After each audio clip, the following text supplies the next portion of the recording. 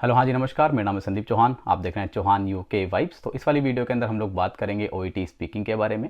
अगर आपको यूके के अंदर एज रजिस्टर्ड नर्स काम करना है तो आपको ओईटी की स्पीकिंग मॉड्यूल के अंदर 20 स्कोर करना है, जो कि काफ़ी सारे बच्चों के लिए काफ़ी मुश्किल होता है। और ये मुश्किल है भी क्योंकि हमारी जो प्राइमरी लैंग्वेज है वो इंग्लिश नहीं है, तो हमें थोड़ी स्ट्रगल करना पड़ता है अपनी स्पीकिंग क्लियर करने में, क्योंकि इसके अंदर काफ़ी सारी चीज़ें चेक की जाती हैं। जब आप अपना एग्ज़ाम देते हैं, आप ओईटी का एग्ज़ाम देते हैं, तो काफ़ी सारे क्राइटेरियाज होते हैं, उसी के हिसाब से आपकी मार्किंग होती है।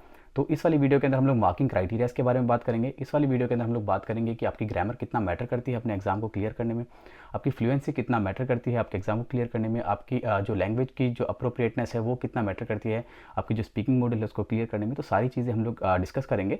और जब मैं बात करूँगा क्राइटेरियाज के बारे में, अगर आप उन क्राइटेरियाज को फॉलो करते हैं और सही तरीके से उनको यूज़ करते हैं, तो कैसे आप अपनी जो स्पीकिंग मॉडल है उसको आराम से इजीली क्लियर कर सकते हैं, कैसे आप उसके अंदर 20 स्कोर कर सकते हैं। अगर आप 20 स्कोर करते हैं तो आप यूके के लिए एलिजिबल होंगे यहाँ पे एज रजिस्टर्ड नर्स काम करने के लिए। तो चलिए इस वीडियो को हम लोग शुरू करते हैं। और वीडियो के एंड में आप ये ज़रूर कहेंगे कि जो आपकी ओईटी की जो स्पीकिंग है वो आपके लिए काफ़ी ईजी हो गई, और अब आपको पता चल गया कि आपको अपनी ओईटी की जो स्पीकिंग है उसको कैसे क्लियर करना है। तो स्पीकिंग के अंदर टोटल मिला के 2 क्राइटेरिया होते हैं जिसके हिसाब से आपको मार्क्स दिए जाते हैं। सबसे पहला जो क्राइटेरिया है वो है आपका लिंग्विस्टिक क्राइटेरिया, जो आपका दूसरा क्राइटेरिया है वो है आपका क्लिनिकल कम्युनिकेशन क्राइटेरिया। तो सबसे पहले वाले क्राइटेरिया के बारे में बात करते हैं, जो कि है अपना लिंग्विस्टिक क्राइटेरिया। इसके अंदर टोटल मिला के 4 पॉइंट आते हैं। सबसे पहला पॉइंट आता है इंटेलिजिबिलिटी, सेकंड आता है आपका फ्लुएंसी, थर्ड आता है अप्रोप्रिएटनेस ऑफ लैंग्वेज, और आपका फोर्थ पॉइंट आता है वो आता है resource of grammar and expression. तो मैंने सारे पॉइंट्स अभी बना के रखे हैं, तो मैं आपको सारे पॉइंट्स धीरे धीरे एक एक करके सारी चीज़ें समझाऊंगा, ताकि आपको ये वीडियो में सारी चीज़ें क्लियर हो जाए कि कैसे आपको अपना ओईटी एग्जाम क्लियर करना है। और उन लोगों के भी डाउट क्लियर हो जाएंगे जो ऐसे बोलते हैं कि सर हमारी फ्लुएंसी सही नहीं है, हमारी ग्रामर सही नहीं है। तो आपको ये भी बताऊंगा कि आपका जो ग्रामर है वो कितना पार्ट प्ले करता है आपके एग्जाम को क्लियर करने में, आपकी फ्लुएंसी कितना पार्ट प्ले करती है आपको एग्जाम को क्लियर करने में। और हम लोग यहाँ बात करेंगे कि आप भी कैसे स्कोर कर सकते हो, ठीक है। तो सबसे पहला हमारा पॉइंट आता है इंटेलिजिबिलिटी। इंटेलिजिबिलिटी के अंदर हमारा पॉइंट आता है pronunciation is easily understood and prosodic features are used effectively, right. तो इसके अंदर एक छोटी सी टिप मैं ये देना चाहता हूँ कि जो भी आप वर्ड्स यूज़ कर रहे हैं, जो भी वोकेबलरी आप यूज़ कर रहे हैं, उसके साथ आप कितना कंफर्टेबल हैं। काफ़ी सारी वोकेबलरीज ऐसी होती हैं जिसको आप प्रोनाउंस नहीं कर पाते हैं, आपके लिए काफ़ी ज़्यादा डिफिकल्ट होती है। तो इससे क्या होगा, जो आपका लिसनर है उस तक आपका जो मैसेज है वो क्लियर नहीं पहुँचेगा। तो उस मैसेज को क्लियर रखने के लिए आप उन वर्ड्स को यूज़ करें जिसके अंदर आपकी प्रोनाउंसिएशन है वो काफ़ी ज़्यादा अच्छी है, या फिर आपकी जो कमांड है उन वर्ड्स के ऊपर वो काफ़ी ज़्यादा अच्छी है। तो इसको ओवर कॉम्प्लिकेटेड ना करें, और आपको जो वर्ड्स ईजी लगते हैं, हर एक वर्ड के काफ़ी सारे सिनोनिम्स होते हैं, तो आपको जो भी वर्ड इजी लगता है आप उसी वर्ड को यूज़ करें। उसके बाद बात करते हैं हम लोग L1 एक्सेंट के बारे में। तो हमारा जो एक्सेंट है, आप सभी को पता है इस चीज़ के बारे में कि हमारी जो प्राइमरी लैंग्वेज है वो इंग्लिश नहीं है। तो जिस किसी की प्राइमरी लैंग्वेज इंग्लिश नहीं है तो उनका एक्सेंट उन लोगों से अलग होता है जिनकी प्राइमरी लैंग्वेज इंग्लिश होती है। तो कहीं ना कहीं अगर आपके एक्सेंट में थोड़ी बहुत दिक्कत होती है तो ऐसा कुछ भी नहीं है कि आप स्कोर नहीं कर पाएंगे, अपना एग्जाम क्लियर नहीं कर पाएंगे, क्योंकि काफ़ी सारे बच्चे से पूछते हैं कि सर हमारा एक्सेंट क्लियर नहीं है। मैं आपको ये कहूँगा, अगर आपका एक्सेंट क्लियर नहीं है तो आप स्पीड को थोड़ा कम करें, अपने एक्सेंट के ऊपर थोड़ा काम करें, ताकि जो आपका लिसनर है उस तक आपका जो मैसेज है वो क्लियर जाए। देखो, ओईटी की जो स्पीकिंग होती है, इसका जो मेन कंसर्न होता है वो यही होता है कि जो लिसनर आपको सुन रहा है, क्योंकि यहाँ पे आपका पेशेंट आपको सुनता है। अगर आपके पेशेंट के पास आपका मैसेज गलत गया तो इसका मतलब सारी चीज़ें वहाँ पे ख़राब हो गई। अगर आपका मैसेज सही जाता है, आपका मैसेज जब क्लियर होता है, तो वहाँ पे सारी चीज़ें सही होती है। तभी मैं आपको बोल रहा हूँ कि अगर आप प्रोनाउंसिएशन यूज़ करते हैं तो आप इजी वर्ड्स उठाएं, ताकि आपकी जो वोकेबलरी है और आपकी जो प्रोनाउंसिएशन है वो काफ़ी क्लियर हो आपके लिसनर के लिए। वहीं अगर आपका एक्सेंट अगर सही नहीं है, या फिर आपको लगता है कि मेरा जो एक्सेंट है वो हिंडर कर रहा है हमारे कन्वर्जेशन के बीच में, तो आप थोड़ा स्लो बोलें और जो अपना मैसेज है वो अपना क्लियर रखें कहाँ, लिसनर तक, राइट। तो ये हमारा पहला पॉइंट था। उसके अंदर हमारा सेकंड पॉइंट जो आता है वो आता है हमारा फ्लुएंसी। फ्लुएंसी के अंदर सबसे पहला पॉइंट आता है completely fluent speech at normal speed. तो फ्लुएंसी के अंदर क्या है कि जो भी आप अपना मैसेज देना चाहते हैं अपने लिसनर को, हमारा जो मेन क्राइटेरिया यहाँ पे यही है कि आपके जो लिसनर है, आपका जो पेशेंट है, वहाँ तक आपका मैसेज क्लियर जाना चाहिए। आपका मैसेज तभी क्लियर जाएगा जब आपकी जो स्पीड है वो एकदम नॉर्मल होगी। फ्लुएंसी का मतलब ये नहीं है कि आपका जो भी थॉट प्रोसेस है, आपकी जो भी थॉट्स हैं, आप एकदम स्पीड से वहाँ पे बता दें और आपका जो लिसनर है उसको वो चीज़ें समझ में नहीं आए। तो आपको धीरे धीरे बात करनी है, आपको नॉर्मल स्पीड में बात करनी है, ताकि जो आपका मैसेज है आपके लिसनर तक, आपके पेशेंट तक एकदम क्लियर जाए। दूसरी चीज़ ये आती है कि इसके अंदर बाई चांस अगर आपकी फ्लुएंसी सही नहीं है, पर आप वहाँ पे उसको करेक्ट कर लेते हैं, बार बार उसको रिपीट करके या फिर उसको करेक्ट कर रहे हैं, तो आपके जो मार्क्स हैं वो वहाँ पे डिडक्ट नहीं होंगे। हाँ, मैं ये कहूँगा कि आपकी ए लेवल की इंग्लिश नहीं होगी, पर आप इजीली उसमें 20 स्कोर कर सकते हैं। जिसके अंदर हमारा एक छोटा सा पॉइंट आता है fluent speech at normal speed with only occasional repetition and self correction. तो इसके अंदर आप अपने आप को सेल्फ करेक्ट कर सकते हैं और ओकेशनली उन चीज़ों को रिपीट कर सकते हैं अपने सेल्फ करेक्शन के लिए, तो आप 20 स्कोर वहाँ पे कर लेंगे।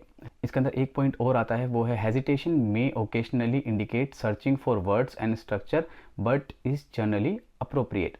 तो जब भी आप वहाँ पे रुकते हैं, हेजिटेशन होता है, तो काफ़ी बार हेजिटेशन ऐसा होता है वो नेचुरल होता है, क्योंकि हम लोग किसी भी एग्ज़ाम में जाते हैं तो वहाँ पे हेजिटेशन नॉर्मल होता ही है। अगर हम लोग किसी से बात करते हैं, हमारा इंटरव्यू वहाँ पे हो रहा है, तो वहाँ पे जो हमारी हेजिटेशन होती है वो नॉर्मल होती है, जिसके अंदर ऐसा नहीं लगना चाहिए कि आप किसी वर्ड के लिए स्ट्रगल कर रहे हैं या फिर सेंटेंस फॉर्मेशन के लिए स्ट्रगल कर रहे हैं। अगर आप उनको लगता है कि आप सेंटेंस फॉर्मेशन के लिए स्ट्रगल कर रहे हैं तो वो ओकेशनली ठीक है, वहाँ पे आप 20 स्कोर कर सकते हैं। पर अगर आपकी हेजिटेशन दिख रही है पर वो लैंग्वेज को लेके नहीं दिख रही है, तो आप वहाँ पे इजीली ए स्कोर कर सकते हैं, राइट।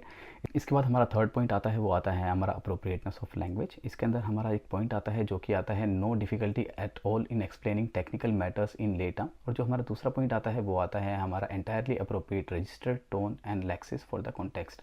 तो जो भी चीज़ें आप वहाँ पे समझा रहे हैं अपने पेशेंट को, आपके अपने इंटरलोकेटर को, वहाँ पे आपके पास इतनी वोकेबलरी, ऐसी वोकेबलरी होनी चाहिए जो आपके पेशेंट को समझ में आए। क्योंकि हम लोग क्या करते हैं, ज़्यादातर हम लोग वहाँ पे टेक्निकल टर्म्स यूज़ करते हैं, अपनी मेडिकल टर्म्स यूज़ करते हैं जो कि हमारे पेशेंट को समझ में नहीं आती है।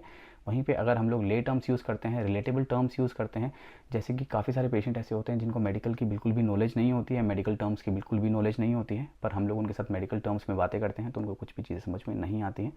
वहीं अगर हम लोग नॉर्मल जो अपने वर्ड्स हैं, वोकेबलरीज हैं, अगर वो वहाँ पे यूज़ करते हैं जो कि एक पेशेंट के लिए समझना काफ़ी ज़्यादा आसान होगा, rather than using medical terms, हम लोग वो टर्म्स वहाँ पे यूज़ कर सकते हैं ताकि जो हमारी अप्रोप्रिएटनेस ऑफ लैंग्वेज है वो वहाँ पे सही रहे और हमारी जो भी चीज़ें हैं, हमारा जो भी मैसेज है वो हम अपने पेशेंट को समझा सकें, ठीक है।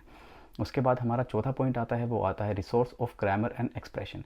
अभी क्या है कि काफ़ी सारे बच्चे ऐसे पूछते हैं कि सर हमारी ग्रामर सही नहीं है, और अगर हमारी ग्रामर सही नहीं है तो क्या हम लोग ओईटी की जो स्पीकिंग है वो पास कर सकते हैं या नहीं कर सकते हैं। तो देखिए मैं आपको ये बताऊंगा कि ओईटी की स्पीकिंग के अंदर जैसे मैंने आपको बताया 2 क्राइटेरियाज होते हैं। सबसे पहला हमारा आता है लिंग्विस्टिक क्राइटेरिया, सेकंड हमारा आता है क्लिनिकल कम्युनिकेशन। तो इसके अंदर जैसे कि हमारा जो लिंग्विस्टिक क्राइटेरिया है इसके अंदर टोटल मिला के 4 क्राइटेरियाज हैं। वहीं अगर हम लोग बात करते हैं क्लिनिकल कम्युनिकेशन के अंदर तो उसके अंदर टोटल मिला के 5 क्राइटेरिया हैं। तो 4 क्राइटेरिया में से अगर आप किसी एक क्राइटेरिया में अगर वीक हैं तो आपको ये चीज़ का ज़रूर ध्यान रखना है कि बाकी आपके जो 3 क्राइटेरिया हैं लिंग्विस्टिक के, वो आपके काफ़ी ज़्यादा स्ट्रॉन्ग हो, जहाँ पे आप अच्छे से काम करके अपनी जो वीकनेस है उसको ओवरशैडो कर सकें। अगर आपकी ग्रामर सही नहीं है, मैं आपको ये नहीं कहूँगा कि आप अपना एग्ज़ाम 100% क्लियर कर लेंगे। अगर आपकी ग्रामर सही नहीं है तो प्लीज़ मेक श्योर कि आप उसके ऊपर काम करें। पर अगर आपके ग्रामर के अंदर इनअप्रोप्रिएटनेस है, अगर आपको लगता है कि मेरे ग्रामर के अंदर एरर हैं, तो ऐसा भी नहीं है कि आपका एग्ज़ाम क्लियर नहीं होगा। हाँ, मैं ये कहूँगा कि आप ए स्कोर नहीं कर सकते, पर ये ज़रूर है कि आप बी स्कोर कर सकते हैं। तो हम लोग बात करते हैं इसके अंदर जो हमारा चौथा पॉइंट है resource of grammar and expression, उसके अंदर हम लोग बात करते हैं टोटल मिला के 2 पॉइंट के बारे में। अगर आपको बी स्कोर करना है तो सबसे पहले हम लोग बात करते हैं wide range of grammar and vocabulary generally used accurately and flexibly. इसी के अंदर हमारा सेकंड पॉइंट भी आता है, वो आता है हमारा occasional error in grammar and vocabulary are not intrusive. तो ओकेशनल एरर अगर आते हैं आपकी जब आप बात कर रहे हैं, अपनी इंग्लिश में बात कर रहे हैं, अपना स्पीकिंग का मॉड्यूल आप दे रहे हैं, तो वहाँ पे अगर ओकेशनल एरर आते हैं तो वो एक्सेप्टेबल हैं, आप वो एक्सेप्ट हो जाएंगे वहाँ पे, तो आप अपना बी स्कोर कर सकते हैं।